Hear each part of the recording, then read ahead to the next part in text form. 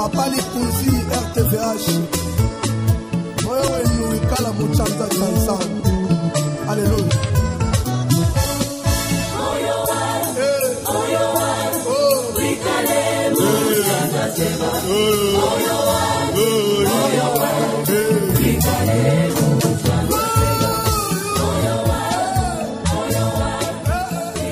Shalom, shalom peuple de Dieu, Banana Nzambe à Kinshasa, Brazzaville, Pemokile Mobimba, Tika Nkolo Yesu Christo Apambola Bino, Bisika Nyonso Bozali Kolanda, radio, télévision, voici l'homme, que l'éternel Dieu vous bénisse abondamment. Bien-aimés dans le Seigneur, et comme une gonga Tolandaka émission Dieu existe, Dieu existe, Oizali émission, Togenda Kotali souhaite Nzambe Azali, quel que soit le problème au cause Zalanango, Lelo, quel que soit Bitumbo Zali Kobunda, Atako Okanisi Lokola, Eko Simbate, Atako Okanisi Lokolo soit échoué, bien-aimé, émission Zoa ko rassuré yo, Zoa ko tindika yo kondimana yo mata, parce que Nzambe Azali, Yesu Christo Azana Bomo, bien-aimé, Oza Molongi, Pe Sengelo Longa, bien-aimé, Oza Mwana Nzambe, Oza Mwana Ndaku, et Sengeli Ozala toujours Motone Sengo, parce que la victoire est certaine en Jésus-Christ. Tikankolo Yesu Pambola yo, bien-aimé dans le Seigneur. Émission Oyo, Ezali présenté par Wabino. Papa Jean-Pierre Moussese, Oto Bengi Papa Likonzi, Naibike Bisika Nyonso Bozali, émission Oyo, Tokenda ko exhorter yo pendant quelques minutes et après on va prier. Bien-aimé, ezali émission ya lo sambo. Lo sambo pona ko bimission na kati ya problème ozanango. Lo sambo pona ko rassurer yo que Nzambe na bomo atiki yo te, Nzambe azana ngambo na yo, Nzambe azana ngambo na biso, Nzambe azo bundela biso, pe azo longisa biso, Nzamba pambola yo ndeko molingami. Émission totiranga na mukana na Hébreu chapitre 11, verset 6, Orapi Bibli ezolobete, or sans la foi, il est impossible de lui être agréable, car il faut que celui qui s'approche de Dieu croit que Dieu existe. Hein? Dieu existe et il est le rémunérateur de ceux qui le cherchent. Oui, bien aimé, Nzamba futaka ba onyon subaluka kaye. Quel que soit bitumba na yo, quel que soit problème na yo, Nzambe na lola afutaka. Monika kandengo kati pongi obandi kolanda biso. Mondengo kati pongi o telemi po sambela. Nzambe fwa futa ba sacrifice nyonso salaka. Nzambe fwa futa ba sacrifice nyonso zali ko sala ko kata pongi ko lukelongi na Nzambe. Des fois à un moment ba mbususu ba lali meyo la muki ozo lukelongi na Nzambe. Bien aimé natan wapi bato msuwa za bavana ndaku yo za na église ozo mato ozo kita. Na ngomba ko lukelongi na Nzambe, il faut Nzambe wana afuta yo. Il est le rémunérateur de ceux qui les cherchent. Oui, et le cognon suzana tango nango, il y a un temps pour pleurer, il y a aussi un temps pour rire. Tika Nzambe na lola, aïba la koseki sayo, bien nommé dans le Seigneur. Les autres ressources pendant quelques minutes, tous ont pu tamingi le sambo. Tous ont nanu, tous ont la mukana na Nzambe na 2 Samuel chapitre 21. Owapi verset phare Oyo. Notre papa, le commandant du temple, pasteur François Moutombo, a développé nakati enseignement zanango sur la maison de mon père. Soit pour na kolobanayo qui sort de la maison de ton père. Bien aimé, na 2 Samuel chapitre 21, verset 1er, na étape a commis, motonanzamba zo fongo la biso mémoire, où ils ont salé tout les matos bunda. Nena sepela qui était lelo, tu vas payer na koyoka mo exhortation oyo tout autour, il y a passage oyo de Samuel chapitre 21 na premier verset. Bible zolobete du temps de David, il y eut une famine qui dura 3 ans. David chercha la face de l'Éternel et l'Éternel dit: c'est à cause de Saül et de sa maison sanguinaire. C'est parce qu'il a fait périr les Gabaonites. Nabanza li solo yebiango bien, oyebiango kitoko. Mais toko s'attarder vraiment na texte mais na kolinga to tirer moi leçon na passage oyo to na li solo oyo. Après on va prier na yebiki nzambe oyo asepelete tongo lelo ngana yo to solo la nzambe wana azana eloko alinga sala pona yo nzambe wana azana sika alingi amema yo bien-aimé. Du temps de David, il y eut une famine qui dura 3 ans. David oyo, un homme selon le cœur de Dieu. David oyo azali moninga na nzambe, l'ami de Dieu. David oint par l'Éternel, le oint de l'Éternel. Mafuta abo nzambe liko na ye, onction na nzambe liko na moto na ye. Mais David oyo, Bible ezolobete na ngonga na ye, tango azo renye, tango aza mokonzi. Nzale koti. Pendant règne na ye, il y a une famine qui dura des années. Une famine qui dura 3 ans. Na règne à David. Et David, ce n'est pas n'importe qui bien-aimé dans le Seigneur. David, c'est le loin de l'Éternel. David oyo bazolo bela awa, le roi d'Israël. David oyo bazolo bela awa, l'homme selon le cœur de Dieu. L'homme selon le cœur de Dieu. Wazalaki mutumusu akosala mbeba, nzamba frappé. Mais soki David asali mbeba, nzamba azotela yabi oyo moto na ngai. Oyo na ko frappé ete. Mais du temps na ye, na règne na ye, makambo bandi. Nzale koti, batu babandi ko kufa, nzale zoboma mokili. Na règne na ye batu bazobito mendenge nini nzala boye, mais l'autre fois nzale zalaka te, tonyo kwa makaboye te. David, l'homme selon le cœur de Dieu, na règne na ye ba difficulté et koti. Bien-aimé dans le Seigneur, les difficultés atteignent même les enfants de Dieu. Okozala mwana na nzambe, oluka kelongi na nzambe place ozali, mais bitumba pe telemeli yo. Oluka kanzambe place ozali, maladi pe kangi yo. Oluka kanzambe, ozala kana intimité na nzambe, mende komolingami, makambu mabe pe ko kanga yo, bitumba pe ko kanga, diable pe akobundisa yo. David, l'homme selon le cœur de Dieu, na règne na yenza le koti. Makambu makasi etelemi. Place aux ozoloba mena luka kanzambe. Mais moi je prie. Mais pourquoi likambo aboyeko yelangai? Moi je prie, je sers Dieu. Mais pourquoi likambo aboyeko telemelangai? Voilà les questions que tu te poses. Bien-aimé, kolusale lanzambe. Kosambe lanzambe. Kobonzela nzambe et empêcher te kadiampemba bundisa biso et empêcher te bandoki batia biso mitambu batelema ba combattre biso. Et d'ailleurs la vie chrétienne, la vie de l'enfant de Dieu, zali vie abitumba. Et sengeli ose comprendre loko bien-aimé dans le Seigneur. Et sengelo sosola. Vous connaîtrez la vérité et la vérité vous affranchira. Et sengelo comprendre loko na zoloba. Ozala nango na mutu na yo. Otambola kana yango bien-aimé. Ba oya nzambe de babundisa maka. Ba oya nzambe de babundisa maka. Notre chrétienté n'empêchera jamais le diable de nous combattre. Le fait d'être enfant de Dieu ne va pas empêcher le diable de ne pas te combattre. David, mwana na nzambe, l'homme selon le cœur de Dieu, le loin de l'Éternel. Bible ezolobete pendant règne na ibitumbe telemi, nzale telemi. Yamakasi famine koti. Batu mema komi kodute na ye. Ah, ye pena aza mwana na nzambe, mendenge nini dollar matiboy. Il est le fils de Dieu. Il est serviteur de Dieu. Mais nengi makambo ye makasi bo nzale matiboy. Biloko kolia e matiboy. Nzala boy famine du temps de David. loin de l'Éternel.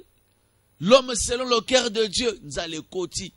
Au cause à la moine na nzambe bien-aimé dans le Seigneur, diable à côté les makobundisa yo, makamo makasi pe côté les melayo.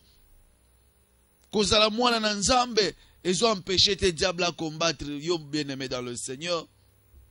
Cause à la nzambe et quoi empêcher diable te attendre biso ba piège. Et d'ailleurs, Bible zolobete, le malheur atteint souvent le juste. Makamumaka c'était le mela. Et simbaka, souvent, babi souvent, et simbaka kabana nanzambe. Mais l'Éternel l'en délivre toujours. David, Bible zoloba, tant makambo etelemi, David n'a pas croisé les bras. Et là, comme sous-sunde yango wana, ba yanzambe place baza, likambo yelio au croisé maboko. Na sambeli na komikase. Nzamba ngoto salela kapona nini alongisi nga etumbu pona nya autoriser makambo elanga obandi kolela. Non. Non, kolela eza langage ya ba faible, kolela eza langage ya ba perdant. Bible zolobete, du temps David, il y eut une famine qui dura 3 ans. Nzala nezaki ya mokolo côté, une année, 2 ans, 3 ans. Nzala. Est-ce qu'on a une place David a croisé qui maboko? Azoluka ba stratégie nini? Que faire pour Nzaloesil? Et la Bible dit, David chercha la face de l'Éternel.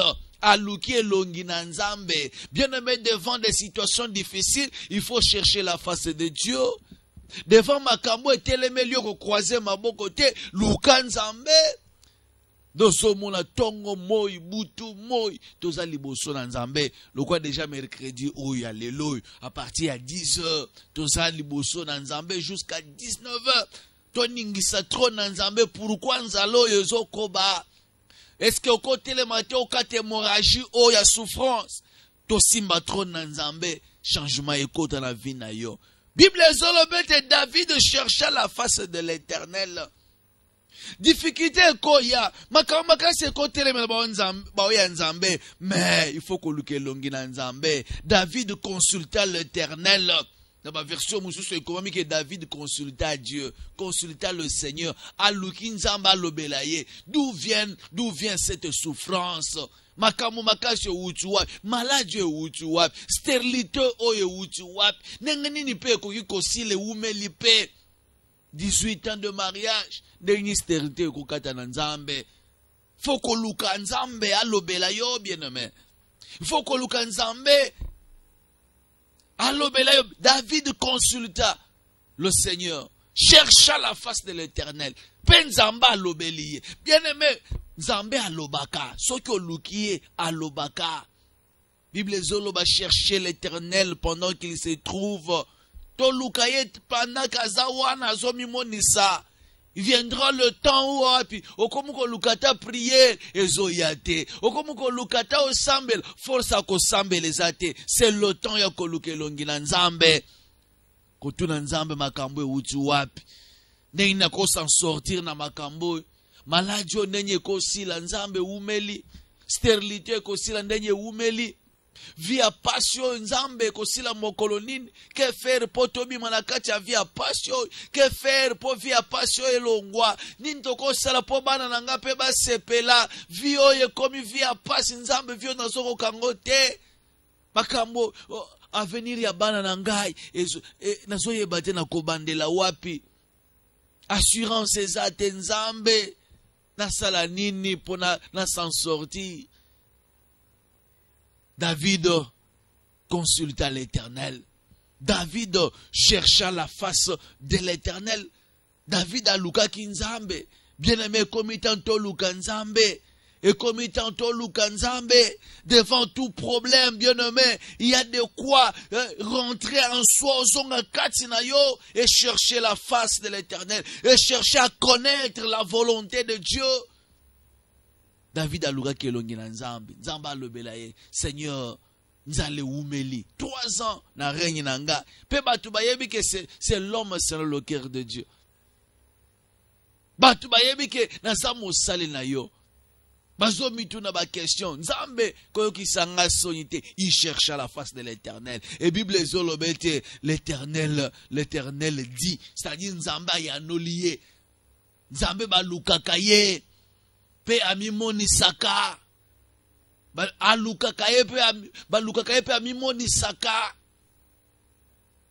Il est le rémunérateur de ceux qui le cherchent. So lukie okomona ye akomimoni sape akoyano la yonde konangai. Akomimona sape akoyano la yonde konangai. Pona nyuko croiser maboko likambwe umeli tangu mola vi oyo vi apasi na kati ya famille. Vi oyo ya célibat prolongé. Vi oyo ya mikakatano. Vi ya pauvreté, ya médiocrité, instabilité. Jamais au vende sikamoko panda inane. Lelo ozao. Lobe ozao kuna. Au vende li garantie esili. Yo wana obandiko luke sika nini na kubomisa na biloko après na luka garantie na kangisa na luka susu nda kumususu. Ne vi ozanango. Instabilité. Et oumeli. Tu dois chercher la face de l'Éternel. Il faut luka longi na nzambe. Voilà le secret. Il faut ko luka elongi na nzambe. Ko luka koyeba toza wapi tozo kende wapi. Ko croiser maboko tendeko. Makama mariage okobanda. Bobandi dossier bien. Soit komi pembenye obala. Makamnyo se perkite baby bou. Biloko boso mbaki. Teki yango. Chacun pour soi. Dieu pour tous. Te wane ya vite. Ya vite. Énergie nyo so pesaki. Ko pesa ba ide. Kutu si boso mabiloko wana. Ndeko mwasi yo ne muto bimisa ba ide. Mwana mobile za likolo zo simba mbongo me likolo vie ba masanga ba me yone muto vandi ce esprit na ye orienté ye pe lelo azwinda ku lelo bosombilo pe akomi muto akomo tia pe veste na nzoto alati pa telemi bato ba mo pe mutu. C'est grâce à toi. Mais tellement makambo ta bokoma pembenya libala nyo ça se bloque. Et umeli makambo hémorragie fréquentana. Il y a un problème. Hémorragie faut katanande komolinga. Il y a un problème. N'est-il pas écrit le malheur atteint souvent les justes, mais l'Éternel en délivre toujours. Bien-aimé dans le Seigneur, Bible les l'Éternel en délivre toujours. Makamu makase yela kabao ya nzambe, mais nzambo ya biso alongi saka toujours biso na makamu makase ya. Si tout ozabana na nzambe, ozaya nzambe, quel que soit problème koyela yo bien-aimé. Tikala koyebete nzambe fa bibiso na problème wana. Parce qu'on a n'importe qui te. Faut nzamba longi sayo. Bible l'Éternel l'en délivre toujours. Donc nzamba ko bibiso na kati ya problème. Toujours. Toujours. Non, l'Éternel en délivre quelquefois. Ou au moment l'Éternel peut le délivrer. Toujours. Donc quel que soit bitumbe ko teleme la yo, lokolo za mwana na nzambe, il faut nzambe abimisa yo. L'Éternel doit toujours te délivrer dans la situation zanango. Toujours ya kobimiso na kati ya milelo. Toujours. C'est-à-dire que eza acquis, eza droit na yo ya kolonga. Ata bitumbe telemi, kufa telemi na liboto bo kufela kaka batu. Oluke longi na nzambe, il faut nzamba délivrer yo toujours. Est-ce que mutumoko azo comprendre makambo na zoloba? Quelle qu'en soit ta souffrance, bien-aimé. Quel que soit ma problème au cause de la maladie, quelle que soit ma difficulté, instabilité, célibat prolongé, blocage, échec, stérilité, célibat prolongé, problème ni chômage, problème nini, blocage, problème ni la famille quel que soit le problème, on a bien aimé dans le Seigneur, Nzambe azana bomo. Il y a toujours une solution parce que Dieu existe. Il y a toujours une solution. Dieu existe et cette solution, David chercha la face de l'Éternel. Penzamba lobina enin. Quand Bible est en luki nzambe a l'obélier, nzamba répondre. Et l'Éternel dit, c'est à cause de Saül et de sa maison sanguinaire. C'est parce qu'il a fait périr les Gabaonites. Oh, C'est à cause de Saoul et de sa maison sanguinaire. Parce que zo mon ezane si que zo uta. Ezane si que zo uta. Et uti na neyante. Olobi na imna problème te ka mamo ka blocage ye. Malamo ko célibat etelemi. Malamo ko maladie etelemi. Bien aimé, la Job chapitre 5 verset 6, la Bible dit le malheur ne sort pas de la poussière. Job chapitre 5 verset 6. Le malheur ne sort pas de la poussière et la souffrance ne germe pas du sol. Makamu mabe, makamu makasi, o ezo telemela yo, ezo uta na neyante. Ezo uta na pamba te. Eza na cause. Eza na sika ezo uta. Maladie na yo, eza na sika ezo uta. Problème aux autres traversés, blocage et télémélio. Il y a quelque chose derrière. Il y a un démon derrière. Instabilité et télémélio. Chômage et télémélio. Célibat prolongé. Ba déception, ils allaient kolanda bino na famille. Ils ont outa na neyante. Il y a quelque chose qui ne va pas. Il y a un problème spirituel. Et ça la cause. Et ça la source place les outa. Le malheur ne sort pas de la poussière. Et la souffrance ne germe pas du sol. Problème na yo ezane si que ezali ko tirer origine nango. Et outi na neyante. Dans le vide de terre, il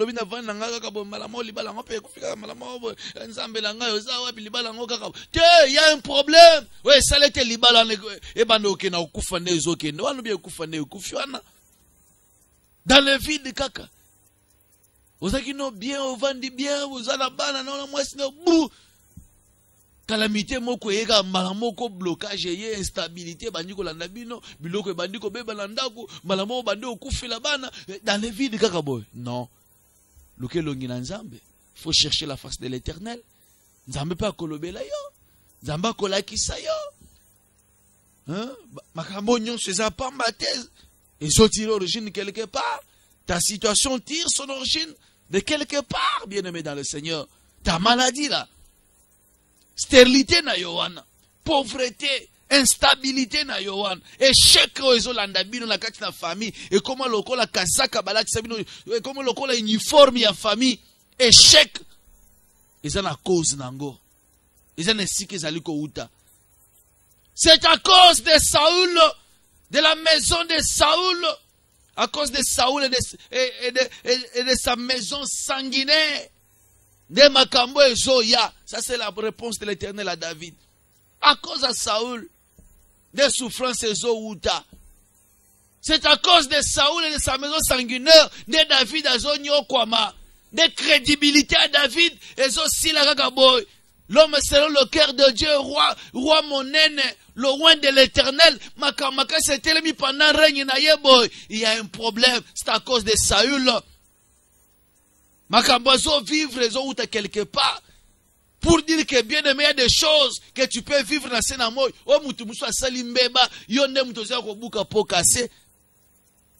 Oh, bakoko na yo basala, lelo yo zali ko buka yango. Oh, batumususu basala bambeba, basala ba alliance na bilima. Basala ba alliance na Satan. Makambo ekangama ba hypothèque bozui, ba hypothèque mabala, ba kende ko simbi sambongo a famille. Pona kwa fermir ba bo continue bango ba chef coutumier, le lo vi na bino esa toujours via échec, ya pauvreté non avancement. Koko na bino ya chef coutumier wan, papa na bino depuis des générations ateka mabala. Asal alliance na banganga na bandoki. Asal alliance na diable. Basenga ye motu ya lobite bozo mabala bana na ngai. Ba génération na na pesi bino mabala na bango, na pesi bino mbongo na bango. Ba kongola mbongo na bino nyonso. Basalela la génération eleka kala. Lelo bino bozo buka yango. Do mutu muso asali mbeba bino nde bozo buka pokase. Mutu muso asali nde makambo mabe bino nde bozo buka. C'est à cause de Saül. De makambo ezo obozo vivre na cause à mutu songolo. Nzambe. Mais mutu ala ye mutu asala ki makambo. Il fallait condamner ye, il fallait yende à vivre ango, mais ndenyi biso tokomi ko buka. Bien-aimés les enfants, participent à la chair et au sang. Ainsi dit la parole de Dieu. Makambo bango basala bino bozo buka. C'est pourquoi il y a un travail qu'il faut faire. C'est pourquoi il faut qu'on telema kobunda. Il faut qu'on telema, qu'on renverse donne, qu'on renverse makambo, qu'on croise ma beau côté. Parce qu'il y a des lois déjà basiba établi ça qui. On les lobino bozo vivre. Et ça ba alliance basalaki. On les lobino bozo payer pour casser, bozo payer retomber ya ba alliance wana. Pauvreté wana ils ont retombé à ba alliance ya ba koko na bino. Koku fo bozo kufa avant l'âge wana, ils ont retombé ya ba alliance ya ba koko na bino. Bateka nyonso na ba nena vi na bino bateka beaucoup fagaka na 40 ans. 45 ans souka.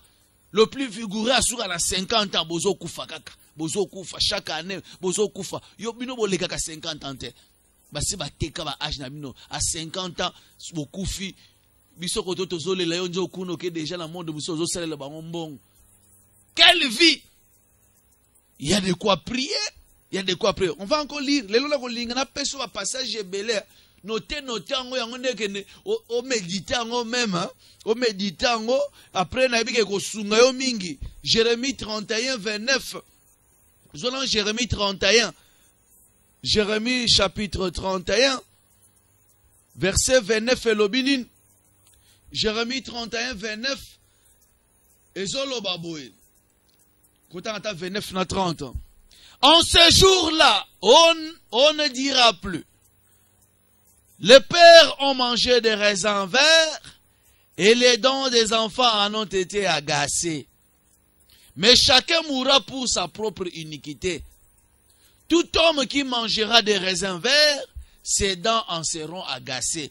Abina ngonga wana, quel ngonga? Après avoir combattu, bien-aimé dans le Seigneur, après avoir prié, après avoir restauré, rétabli makambo, ngongwana koya, et ngongwana c'est déjà aujourd'hui, ngongwana tozo telemezande lelo, babi ngongwana koya, hein, oyo penato ko telema, batu bakoko na biso, baliaki ba manga mubesu, ba manga sende, mais les lobbies sont bas dans les zones minungai. Des vieux bozo menen, n'est-ce pas? Des vieux yango lelo. Ça a été déjà prophétisé. Bako konabi sonne basali makambo. Hein? Baronde basala ki yango. Mais lelo nembi soto zo buka. Prophète azawa, mais chacun mourra pour sa propre iniquité. Il y aura un temps où api mutu asali mbeba yenda kufa. Tangwana nde yango yo. On a zola musa conscience na yo. Bango basali ba alliance na bango. Bango ba kwe na kati ya ba alliance na bango. Chacun mourra pour sa propre iniquité. Tout homme qui mangera des raisins verts, ses dents seront agacées. Wakolia ba mange sende, ye moko yoka minu nengai. Ezate mtu mswake salikam. Nga na bandiko yoka maga, na bandiko ko buka, na bandiko souffrir na place na ye. Trop c'est trop. Chaque chose a son temps. Ouais, comme il temps au téléma. Et comme il temps au sosola. Kengana ko souffrir makamwa mutu mususu te. Ngana ko nyoko manambeba mutu mususu te. Trop c'est trop. Le lofobo yango. Dans Lamentation chapitre 5 verset 7. Lamentation 5 7. Et lobi nos pères ont péché. Ils ne sont plus. Et c'est nous qui portons la peine de leur iniquité. Basumuka, basali susute. Biso komato banduko ko mema lisumu ya ko buka mbuma ya masumu na bango. Trop c'est trop. Trop c'est trop. Ngonge koki bien-aimé dans le Seigneur. Ya kotele me koloba niet. O bango basala ki ngana ko buka ngote. O bango basala ki ngana ko buka ngote. Maladie il faut sila. Blocage il faut longwa. Stérilité il faut longwa. Instabilité il faut sila. Condamnation famille il faut sila. Kino tango nini. Et comme moment bien aimé au téléma. Et comme il au téléma boya biloko wan. Neo yokina Deutéronome 24 16. Et Zolobete, on ne fera point mourir le père pour les enfants. Et on ne fera point mourir les enfants pour les pères. On fera mourir chacun pour son péché. Mais yo lelo zo mourir pour na péché mutu musus. Ozo buka pour casser stérilité ezotelema parce que koko na bino atekaka asalaka alliance na bandoki lelo bobotaka te bokota mabala bana bazoya te non tant wana eseleki faut kotelema ko revendiquer droit na yo il faut kotelema ko sambela bien-aimé il y a un travail à faire pour s'en sortir et quel est ce travail? On doit prier, on doit chercher la délivrance. On doit prier, on doit combattre. On doit détruire les alliances cachées. On doit détruire les alliances cachées. Il y a des répercussions, il faut tout détruire. Et on doit réparer ce qu'il faut réparer. Réparer ce qu'il faut réparer. Détruire ce qu'il faut détruire. Se repentir ici, là où il y a lieu, là où il faut se repentir, il faut se repentir. Penzambe, akoyeba bongo, nako restaurer finayo. Et pour terminer, tout semble la bien-aimé, zo verset à souka. Ça on peut se verser belé. Verset à souka, to zongi na Jérémie. On a verset à souka et on va prier. Jérémie chapitre 1, verset 10. Bible zolobe te regarde. Place aux azobete makambo papa zolobo eske ngana okoka na Jérémie chapitre 1 verset 10 regarde tala je t'établis aujourd'hui sur les nations et sur le royaume les lonzamba télémission likona libota na yo a télémission likona famille bisika makambo etambola kate wana bisika batu bakufaka avant l'âge bisika batu bakwena ba blocage batu ba vivake ba déception nzamba tindinga na yebisa yo tala lelo nzamba télémission je t'établis aujourd'hui sur les nations et sur le royaume pour que tu arraches pour picola et que tu abattes pour bouka pour que tu ruines o panza nyonso o bebisa ba ordre na bango bokoko an o panza nyonso et que tu détruises. Regarde, je t'établis aujourd'hui sur les nations et sur le royaume pour que tu arraches et que tu abattes, pour que tu ruines et que tu détruises, pour que tu bâtisses et que tu plantes. Donc les lots ont renversé nyonso. Le travail que nous faisons aujourd'hui, il y a que bébisa ba alliance wan, il y a que détruire maloba wan. Onyon so ba télémission les autres condamnés binwan, tozo buka, tozo picola, tozo renverser, tozo détruire et à la fin to bandele siko to tongi asika. To loni siko asika. To lobima loba asika. Ou ko accompagner famille. De hémorragie les autres éléments parce que nzamba établir yo na kati ya famille. Hémorragie les autres kata na partir na yo. Makambo asike zo kota partir na yo. Vie asike zo kota partir na yo. Na famille na bino batu babala kate oza mutu liboso zo bala libala ya bien. Libala yo kotika la référence que na famille oyo na mutu abala boyete. Yonde mutu zo bandango. O maladi o mutu abika nango te yo zo bika. Na famille na biso bakufa kaka na diabète, yo diabète on ezo sila, sucre pe zo se stabiliser, malamoko pe sili. On a famille autokufa kaka na 40 ans, yo zo leka. Yo tu faut komati au-delà de 120 ans. Ouais, oui pour nzamba lobeke non mutu fa vivre ti au-delà, il y a 120 ans. Yo zo mata. Na famille batu batombola ka mutu te. Soki omeko tombola mutu fo kufa nzamba zo pambola zo simba ba mbongo okoma pe source ya bénédiction libota wan okoma référence ya famille wan et c'est là au nom de Jésus-Christ na tato liango. Il y a un temps pour tout bien-aimé. Il y a un temps pour arracher, abattre les lois de famille et ce temps est arrivé. Le moment est venu. Le temps de la restauration. Tant ya ko vivre bilaka na nzambe koki. Le temps de détruire les lois de famille coquille. Le temps de vivre la bénédiction, de vivre le miracle de Dieu coquille. Le temps de vivre le miracle de Dieu coquille. Matthieu 5, 4, les hommes étaient heureux ceux qui pleurent, car ils seront consolés. Le temps de la consolation a sonné. Gonga consolation coquille. Le temps de la consolation a sonné. Le temps de la consolation a sonné. Est-ce que Kobete la Jésus m'a beaucoup bien place aux ali? Tozo ke ne koleka siko na prière. Nzamba pambola na lobi pe moi mingi lelo. Nzamba pambola yo. Akokela yo place aux arts. Tellement l'écolo déjà to sambel. On va prier. On va prier, après on va, vous allez appeler, je vais donner le numéro de téléphone, vous allez appeler et je vais encore confirmer ta prière par des déclarations prophétiques. Zamboyo atindinga na lobano na tongo alelo alinga longolo na boumbuana. Et sengozo zonga katilo. Place aux téléma déjà likolo bien-aimé dans le Seigneur. Alléluia. Téléma déjà likolo, téléma déjà likolo, téléma déjà likolo. Vous allez déjà concentrer. Vous allez déjà concentrer bien-aimé dans le Seigneur. Alléluia. Alléluia. Vous allez déjà concentrer place aux arts. Banda komo na nzambe. Banda komo na déjà pembeni na yo bien-aimé dans le Seigneur. Banda komo déjà ba ange ba kiti po ba bimission na kati ya libulu wana. Libulu basiba mwaka kio libulu kufa, libulu malade. Alléluia. Mon Dieu, mon roi. Bien-aimé, place aux atombola mongongo déjà. Bandeko pesa nzambe merci. Merci pour la délivrance aux accordé na tongwa lelo. Merci pour la miracle aux okotsa na vie na ngala tongwa lelo. Merci pour la kufa olongoli. Merci pour la accident olongoli na nzela na ngai. Merci pour la makamu makasi bien-aimé tombola mongongo. Bandeko pesa nzambe merci. To sambeli na kombo na Jésus. Batelemi babotola oyo pesinga yangonga na ye.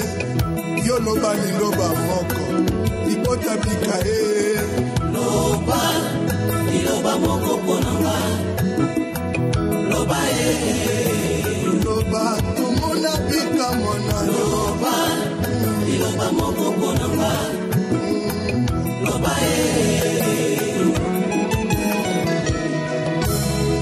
tango yo lobaka nana kotelema. Bien-aimé yoka, bien-aimé yoka, yoka bien-aimé. Ozoe kende koloba na nkolo atondi sa na nguye na ye. Yebise nzambe tondi sa na puissance na yo. Même malobe ko bimakati na ngai ezala des paroles puissantes. Maloba oyo ko renverser ba forteresse. Lo sambo na ngai ezala lo sambo moko efficace. Tango na zoloba bakake ekweye na kati ya monde ténèbres. Nakaya banguna bayoka kalokito tango nga na zoloba. Prière na ngai ezala kake na mato ya banguna na ngai. Tondisanga na nguya na yo, na puissance na yo, na force na yo. Même mes paroles sont des paroles efficaces. Prière na ngai ebuta ekomati na trône na yo. To sambeli na kombo na Jésus. Jésus. Remplis-moi de ta puissance, Seigneur notre Dieu. Toni sanga na nguya na yo. Na nguya bonzambe na yo. Latsanga nguya na yo kolo.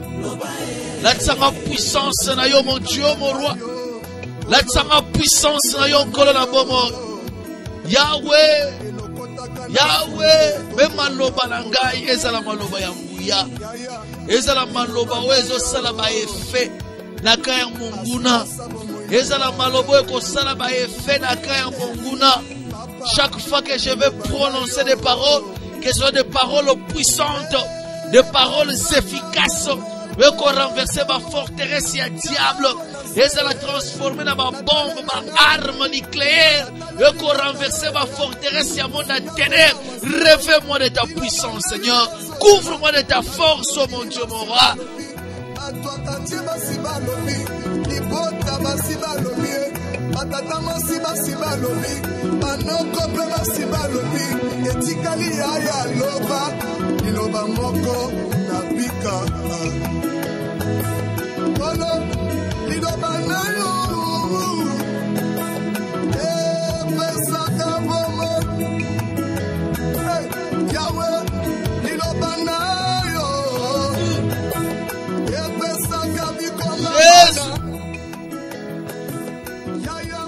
Bien-aimé yoka, yoka bien-aimé dans le Seigneur. La Job chapitre 5 verset 6, Bible le malheur ne sort pas de la poussière et la souffrance ne germe pas du sol. Makambo zobika ezana sika ezali ko wuta. Ezana origine na yango. Nazana posa sika o place oza oyebisa nzambe akitisa nguya na ye, ya bonzambe na ye.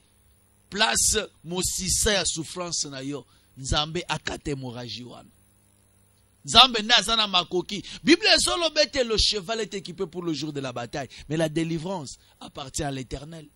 Yebisa nzambe akita na vie na yo akende tina mosisa place mosisa wana place souffrance no ezali kouta nzambe akata hémorragie akata mosisa wana nzambe akata souffrance wana bisika ezouta problème na yo place ezali kotire origine nango nzambe akita akata hémorragie maladie wana etelema makambo makasi wana etelema kufa na famille etelema pauvreté etelema problème ezali kolelisa yo butu moyo wana olelo luki elongi na nzambe okoti ba église ndenge na ndenge problème wana ezwa solution lelo lobite lelo yebisa nzambe kolo kota likambo kolo kota problème na ngai délivrer nga na malade délivrer nga na célibat prolongé délivrer nga na ba déception délivrer nga na ba ndoto compliqué ya ba mariage abutu délivrer nga na makambo makasi etelemeli ngai to sambeli na kombo la Jésus.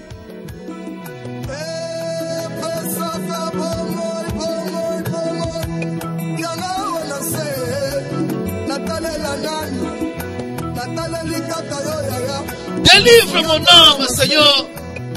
Yahweh kambolanga bimisanga na kati ya vie ya stabilité, Seigneur Jésus. Bimisanga na vie ya kolela. Bimisanga na vie makambo makasi. Seigneur notre Dieu, bimisanga na vie yo. Bimisanga na kolela. Bimisanga na vie ba malade. Malade na ndako na ngai esila. Malade na famille na ngai esila. Instabilité etelemeli ngai esila. Nzambe telema lobali loba mon Dieu mon roi. Délivre-moi Seigneur. Yo nozana makoki ko kangola nga nkolo. Kangola nga na puissance ya médiocrité. Kangola nga na puissance ya pauvreté. Kangola nga na puissance ya stérilité. Kangola nga na puissance ya zola nanga. Bible ezolobete le malheur ne sort pas de la poussière. Yahweh lobali loba quand hémorragie à souffrance na source ya bitumba na ngai kite okangola ngai mon Dieu mon roi. Alléluia. Komona libota na ngana pasi tosasela yo ya ya bale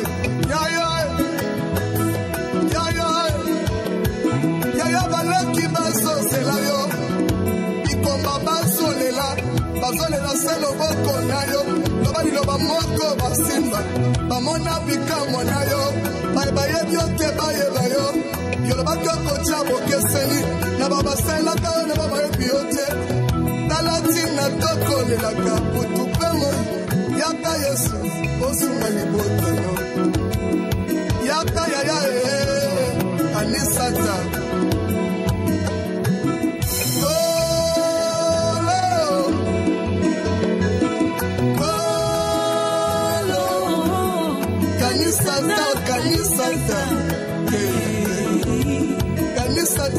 Bien-aimé yoka Jésus yoka bien-aimé yebisa nkolo alongola sonyo elati yo wana kasaka sonyo basiba lati sibino vie ya ndenge moko toute la famille presque la même vie nani atombola mutu na famille na bino nani akota mariage ya mema bana nani pe abala na voie normale nani souffrance na souffrance vie ya ndenge moko kobanda ya papa bana ya bana même vie. Pourquoi vie instabilité? Pourquoi vie oyo kazaka soni ni forme balati bino na famille yebisa nzambe alongolo elamba soni wana yo faut ça l'exception ya famille yo faut ça l'exception ya famille. Mokolo moko Yesu azoloba na Pierre azoloba Simon, Satan vous a réclamé. Satan vous a réclamé pour vous cribler comme du froment. Satan a réclamé bino. C'est en français, bien aimé. C'est l'analyse de la version, on comprend. Vous a réclamé, donc a réclamé bino. Satan a réclamé yo Pierre. Non. Vous a réclamé, vous. Et dans le deuxième paragraphe, mais je priais pour toi. Satan a réclamé bino, mais n'a sambeli po na yo. Donc, Satan a encore réclamé famille mobimba. Mais il y a mutu oyo. Et c'est la simba bendele la famille. Oyo ata réclamation ko kangayete. famille nyonso bako vivre souffrance me yote. Batu nyonso bako bela me yote. Parce que yo esengelo simba flambeau. Yo nde esengelo bete lisolo anzamboy. Yebisa nzambe nkolo longola kazaka soni. Uniforme oyo vinyo so conformité o elati ngai o ezali toujours ko balisa ngai na ndenga famille makambo bande kwa nga famille bazo vivre ne yango ngai komi kolanda ngai nzambe longola kazaka soni oyo nzambe longola ngo likona ngai e morajo etelema nabima mutu mususu na sala exception à libota na sala exception à famille o komisa nga pe source ya bénédiction à libota oyo to sambela na kombo na Jésus. Etikali tango na yo tolingi yo tele maloba otelemaka moto ya suka ye na bomo ya bana bato tika bamona pamba tika bafinga kolo tika baloba yawe loba liloba kolo langa loba telema longola kazaka soni oyo via conformité ya famille nanga wezo landa vinanga conformité via conformité Vioyo, ils ont caractérisé toujours ma membre de la famille, nous sommes même vie. Seigneur, ça l'a exception à l'ibota o. Ça l'a exception. Ata na famille batu basoma mapangu te nazala ta mutu aliboso akosomba lopango nzambe. Nazala ta mutu aliboso akosomba mutuka. Nazala pe mutu aliboso akosala voyage à monene. Ya kotambola pe na mikili, ko découvrir pe mokili, ko tambola ko songa ko sala ba tourisme ba voyage à minene. Oui, c'est possible avec Jésus. Nzambe sala quelque chose. Papa, liloba na yo.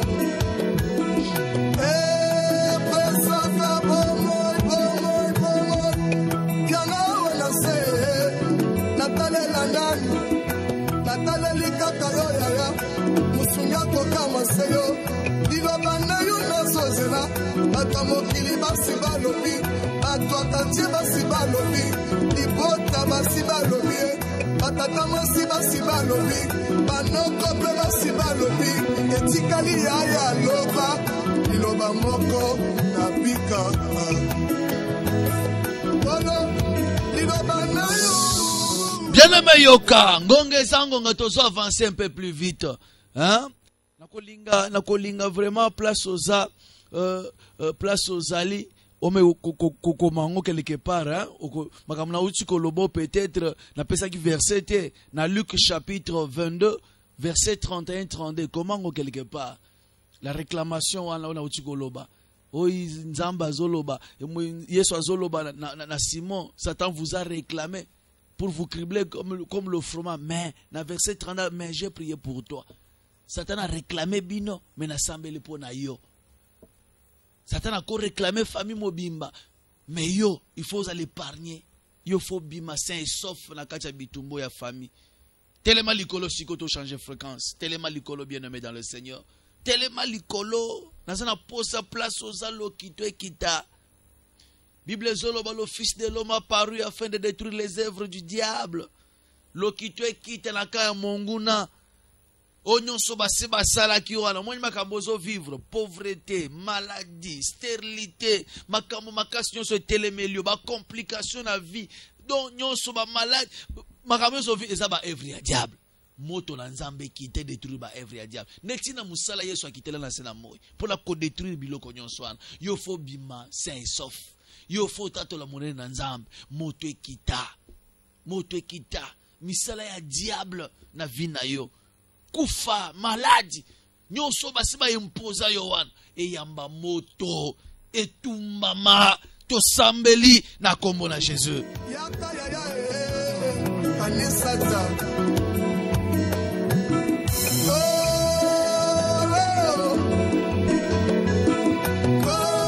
Au nom puissant de Jésus, na kombo na Jésus, moto na nzambe kita que nous détruire misala nyonso ya diable na entourage na vie na ngai nyonso mona ténèbre panzana na kombo na Jésus vie nyonso imposé ya molili vie instabilité limitation d'âge échec pauvreté maladie et yamba moto na kombo na Jésus eyamba moto, au nom puissant de Jésus, moto ekita, moto etumba, moto na nzambe landela, misala kadia mpemba na foyer na ngai, misala ya diable na ndako na ngai, ba maladie epela moto, maladie zika, akufe zika, instabilité zika, na kombo na Jésus, le feu de Dieu, le feu de Dieu, moto na nzambe kite panza, ma condamnation à famille, ma réclamation à famille, et si que tout maman, au nom puissant de Jésus.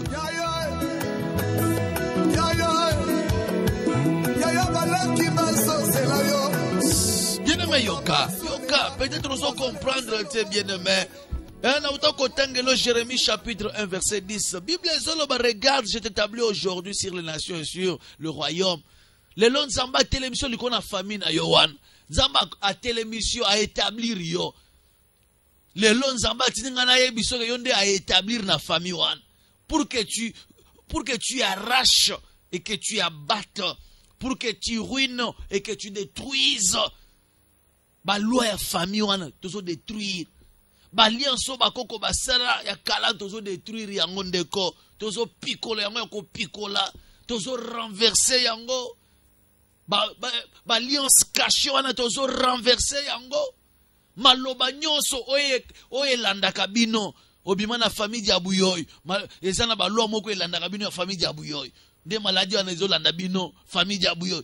Baliance wana ezo tumbama. Moto na nzambe kita. Bien-aimé loba yango.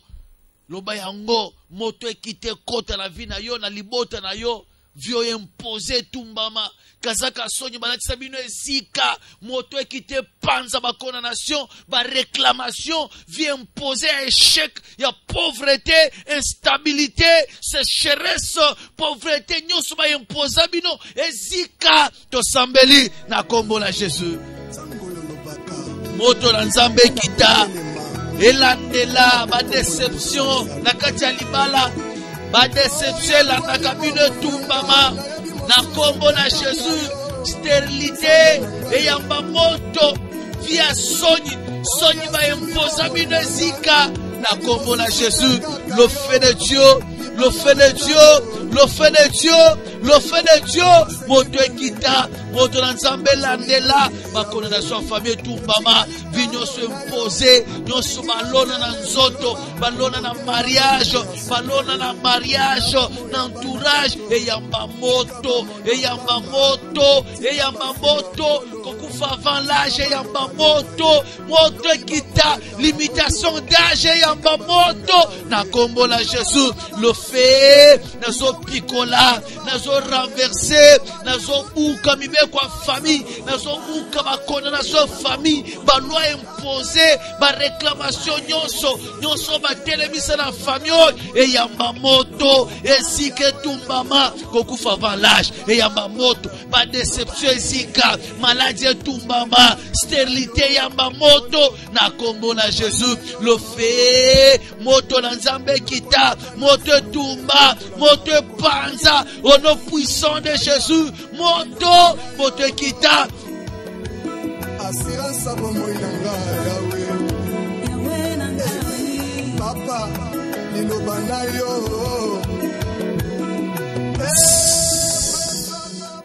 Ngonga, bien-aimé dans le Seigneur, le temps na média, temps ils ont mamouké, font nzamba sunga. Hein? Déjà les lots na kalembele mokozanga te, de 10h à 12h, de 10h à 19h, tout ça, on va prier. Hein? Moi, j'ai intention à boire, tu peux sambela pendant longtemps. Tu as supplication, requête, tu as 30 minutes.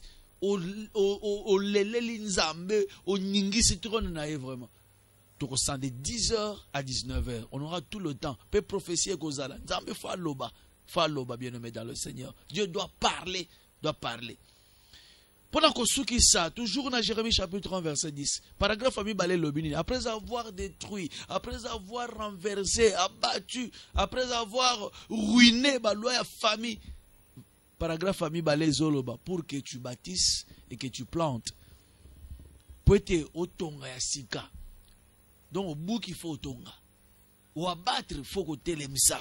faut planter au pikoli ba faut olona ya sika naza posa olona siko maloba kitoko na famille na yo. Tu dois proclamer la victoire dans ta famille. Ozoba partir ya lelo hémorragie et katani. À partir ya lelo via sike koti na famille na ngai. Oui bien aimé, liwa ekota à partir ya mutu moko liwa ekoti.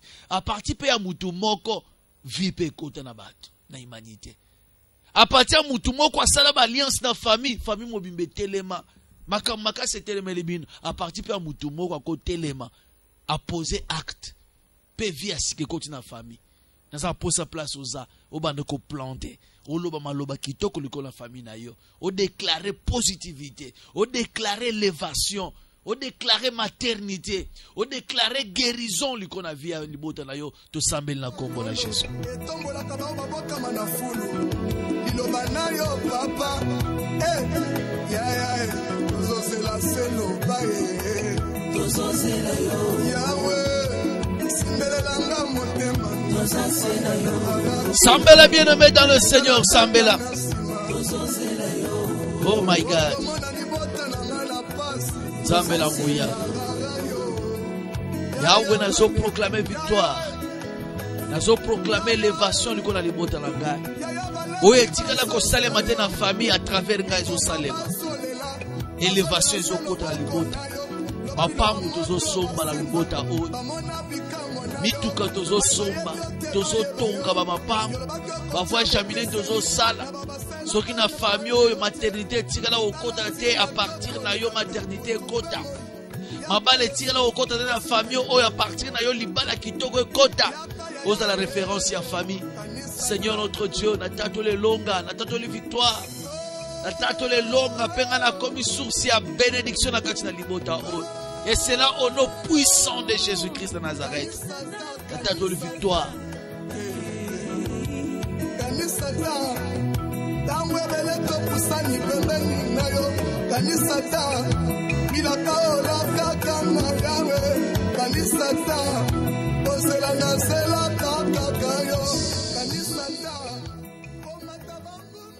Zamba Zolokumu. Place aux alliés déjà qui mènent en Zambé côté Panayo. Victoire est allée. La Bible dit, nous avons auprès de lui cette assurance que si nous demandons quelque chose selon sa volonté, il nous écoute. Et si nous savons qu'il nous écoute, nous savons aussi que nous avons reçu la chose que nous lui avons demandé, quelle qu'elle soit. Dans 1 Jean chapitre 5, verset 14-15.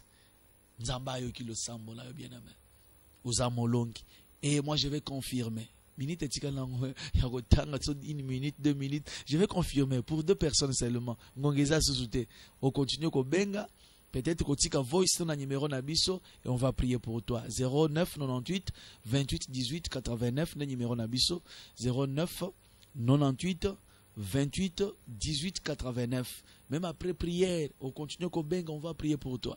On va confirmer ta prière. Na média ngongeza ngonga. Je n'ai pas compris comment tant et mbango. Ngongeke vraiment trop vite.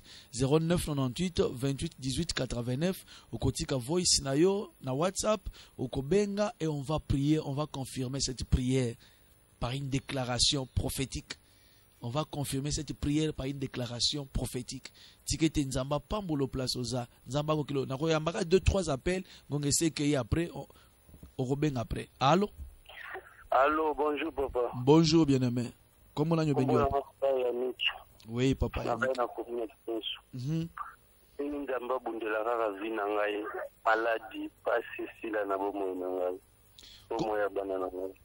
Kolo akokela yo papa Yannick. Nzambe na lola mobunde molong, bundela papa Yannick, pesa e victoire. Ete makamakasi elongo na libota oy elongo ezala na ngambo na e au nom puissant de Jésus. Amen. 09 98 28 18 89. Émission où il a consisté na exhortation na lo sambo. To sambel. Na ibike to sambel bien penzamba yoki. Allô? Allô? Oui papa. Bonjour papa. Vous en direz comment on a besoin? Comment on a Marcel Kabongo. Papa Marcel. Bino à partir ya commune Matete. Oui. Nazana mwasi na ngai vraiment azobela makasi azana mbeto azoko ka kotele mate yakina basi akobota na yekobota mwana akufi kasi afanyi na mbesu ndenge mwasi afanda kata nikolo azwa makasi tuzonga na ndako ekumi azokoka kotelema te azokoka koloba te ekumi nango kaka etebetela wa bongo tosambela wana eza satana nde moto alingi abangisa bino eloko eza te. On va prier. Éternel Dieu, nzambe ya guérison miracle, étends ta main Seigneur notre Dieu bisika mama oyo azali Yahweh losambo na ngai ezali ete nzoto ezonga kolongono nyonso o diable asa bongisaki nazokende ko arrêter yango au nom puissant de Jésus oyo asa perdre koki na telemeli puissance nyonso ya molili nyonso ya kufa et libéré au nom puissant de Jésus nzoto ezonga normal kaka nena zoloba boy guérison instantanée na tongo azonga ndaku pa tato la munene na yo et c'est là au nom puissant de Jésus de to bondeli. Amen. Allô? Oui, allô? Papa, ngai papa Jean na bililo matiki ana bakingi. Oui, papa Jean. Nazali te moko ya bangizie na biso kuna Afrika Kongo. Oui, papa Jean. Wabirika kuna makambo ya ngala dimanche na osala ya bandeko pesa na zo osala ni ma blocage ezali ko bandeko pe bazana chômage lokola ngala zo opportunité ya kosunga bandeko comme si que non la blocage no osala na yango na tiki nyonso na maboko na papa ya nuna bande ya ngala. Éternel Dieu tout-puissant, étends ta main likola papa kanisa pe musala salela kayo nzambe na bomo nyonso ya ba réclamation o balingi ba komisaye lokola libota mobimba via conformité nazo telemelango au nom puissant de Jésus blocage kweya échec longo la parcours na ye atato la munene na yo nzambe pe azala source ya bénédiction na kati na libota au nom puissant de Jésus de to bondeli. Amen. Appelle à Souka na banzi kozala ya mama iza papa Zangai pa masela ka bongo ya bengi bino ka siko na mona ke ya kokata papa. Oui papa. Na ibisi bino rekete na ngai za kuna mwasi na ngai wazo bela partir ya matete. To sambeli papa déjà abiki ndenga za wana ozomona miracle na nzambe. Nzambe azosala iloko moyo kamusa même l'hôpital wana. Amen. OK. Kolo sunga libota, sunga papa, sunga nzambe na bomo. Alléluia. Tokomi na suka ngongese ke vraiment. On nous dit que il est temps, mais na na pose ata maman moko benga. Maman azokota te. Kaka ba papa, maman moko alandi prière ote. Ou bien vous avez déjà convaincu. Maman moko alandi prière te. Allô? Allô papa, bonjour. Voilà. Bonjour maman. Kombo na nga maman Nadine. Oui, maman Nadine. Na bengi pe na kosenga prière. Oui. Pauvreté za makasi na libota na ngai tobalaka te nga moko na belaka tuta nzambe vraiment asangola ngai na nyonso epuis abuka bayeni libota na ngai kolo ayoki losambo na yo deja kaka ndenge olobi wana éternel Dieu étant ta main nzambe ndeko oyo azala source ya bénédiction na libota azala exception ya famille na confiance apesi biso asala exception ya libota ya on a telemeli nyonso ya monde à ténèbres envoûtement blocage échec limitation nyonso ba imposa et yamba moto au nom puissant de Jésus na détruire nguya nyonso ya molili nyonso ya déception nyonso ya célibat prolongé nyonso diable azali ko imposer bango yamba moto au nom puissant de Jésus que la victoire est en ngambo na ye au nom de Jésus de to bondeli. Amen. Nzamba pambola yo. Maman Sandra Chimbalan, que mon Dieu te bénisse. Frère Henri, depuis Point Noir, Nzamba mona yo, abundela yo.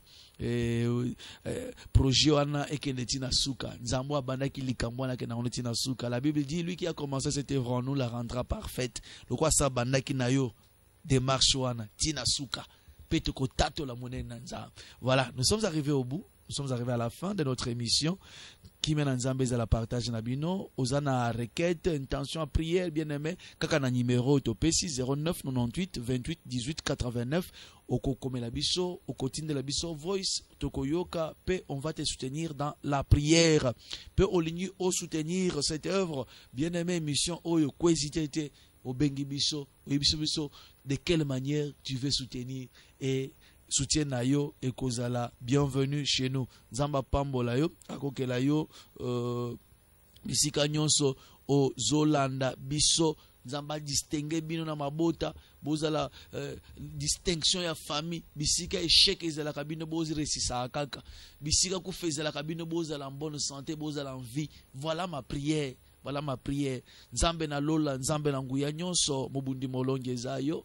Na biko bandaki na biso, yawe lokola alpha, au cheminer na biso na kati ya prière oyo, lokola Emmanuel, Dieu parmi nous. Et nous voici arrivés à la fin, c'est notre Dieu comme l'oméga. Éternel notre Dieu, prière na nga ezalete, nyons to sengi awa, to palpe yango, to vivre yango. Prière na biso elongwa maloba, elongwa bisakoli, et comme en réalité, to vivre yango na nzoto, yawe pambola biso bisika nyonso tozwami baoba bengi na baoba bengi te nkolo quel que soit leur problème Seigneur Yahweh tia loboko na kati ya makambo na bango na vie na bango kokela bango défendre cause ya moko pe mususu et cela au nom puissant de Jésus ba beli babika bakangami bakangola ba stérile ba mema ban et cela au nom puissant de Jésus-Christ de Nazareth na pamboli ndeko benimbaka wasimba ki réalisation nzambe kokela efongolele ba porte et cela dans le nom puissant de Jésus.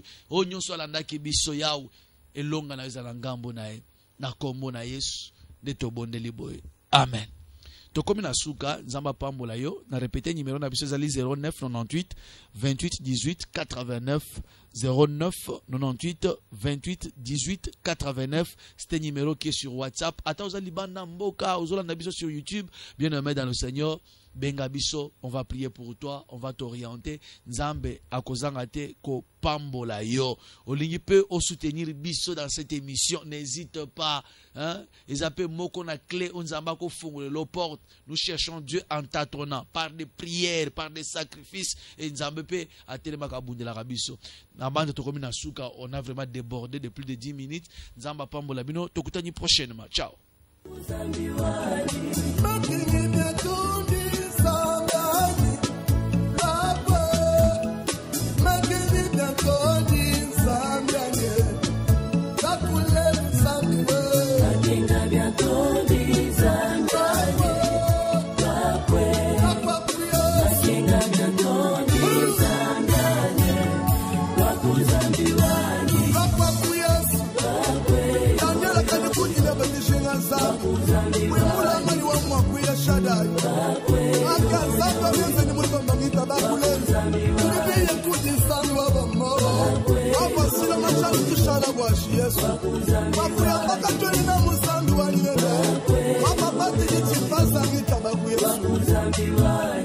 Papa Fortune Tumba, Aigle, Papa Likunzi, RTVH, wewe ni Ikala Muchanta Tanzania.